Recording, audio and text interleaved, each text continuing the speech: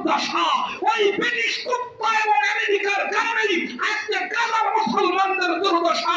ঈদের দিনেও তারা নিহত হয়, শহীদ হয় এবং ইফতারের সময় তাদেরকে শহীদ করে হত্যা করা হয়।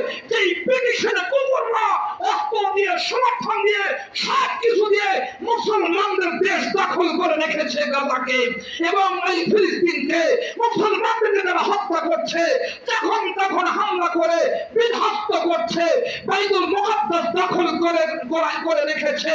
ওই ব্রিটিশদের কোন সংস্কৃতি, তাদের কোন শিক্ষার কেন্দ্র মুসলিম দেশে সত্যিকার আত্মমর্যাদাশীল স্বাধীন দেশে থাকতে পারে না।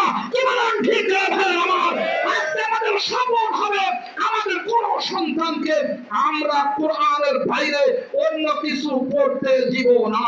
কোরআন পড়বে আগে, কোরআনের আলোতে আলোকিত হবে, এরপরে আমরা আমাদের নিজের মাতৃভাষা শিখবো, এরপরে ইংরেজি বাংলা শিখবো দ্বীনের স্বার্থে। কিসের স্বার্থে বলেন? ওদের গোলামি করবার জন্য নয়।